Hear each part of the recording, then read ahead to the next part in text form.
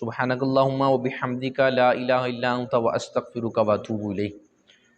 آج امام اعظم ابو حنیفہ رحمۃ اللہ تعالی علیہ کی بارگاہ سے علمی فیضان اور آپ کی توجہ خاص حاصل کرنے کے لیے آپ کی شان کے حوالے سے چند چیزیں گوش گزار کرنی ہیں۔ اللہ کریم سیدنا امام اعظم ابو حنیفہ رحمۃ اللہ تعالی علیہ کے درجات کو بلند فرمائے۔ بڑے بڑے نامور صوفیاء آپ کے مقلد رہے ہیں، جیسے داتا علی حجویری رحمۃ اللہ تعالی علیہ، خواجہ معین الدین، بابا فرید الدین، خواجہ نظام الدین، مجدد الفسانی، بایزید بسطامی رحمۃ اللہ تعالی علیہ۔ آپ رحمۃ اللہ تعالی علیہ تقریباً 80 ہجری اور 699 عیسوی ستمبر کے مہینے میں آپ کی ولادت ہوئی، اور وصال 150 ہجری اور نبی پاک علیہ الصلاۃ والسلام کے ظاہری وصال کے تقریباً 70 سال بعد آپ اس دنیا فانی میں جلوہ گر ہوئے۔ آج 2023 میں امام اعظم ابو حنیفہ رحمۃ اللہ تعالی علیہ کو ہم سے رخصت ہوئے 1294 سال ہو چکے ہیں۔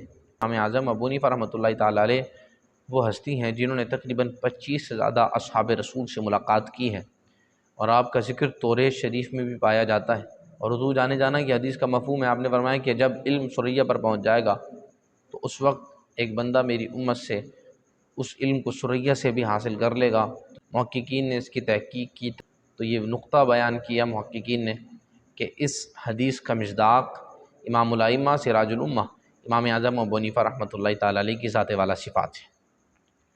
امام شافعی رحمۃ اللہ تعالی علیہ، آپ نے فرمایا کہ امام اعظم ابو حنیفہ جیسا ذہین آج تک کسی ماں نے پیدا ہی نہیں کیا۔ امام مالک نے فرمایا کہ اگر امام اعظم ابو حنیفہ اپنے سامنے کھڑے ہوئے درخت کو سونے کا ثابت کرنا چاہیں تو اللہ نے آپ کو وہ علم، وہ کمال عطا کیا کہ آپ اپنے علم کے بلبوتے پر دلائل دے دے کر درخت کو سونے کا ثابت کر سکتے ہیں۔ اور آپ کو اللہ عز و جل نے وہ ذہانت دی کہ بڑے بڑے پیچیدہ اور دقیق مسائل کی گتھیوں کو اس طرح سلجھایا کہ عقل انسانی دنگ رہ جاتی ہے۔ جن سوالات کے جوابات ملنا محال نظر آتا تھا، آپ نے انہیں لمحوں میں اس طرح حل کر دیا کہ لوگ اش اش کر اٹھتے تھے۔ ایک بندے نے قسم اٹھائی کہ میں رمضان کے مہینے میں دن کے اندر اپنی بیوی سے صحبت کروں گا۔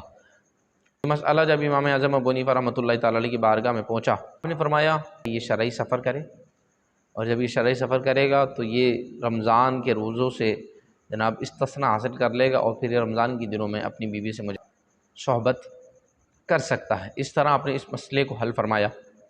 اسی طرح اور بھی بے شمار مسائل تھے جو آپ نے اس کمال طریقے سے حل فرمائے کہ عقل انسانی دنگ رہ جاتی ہے۔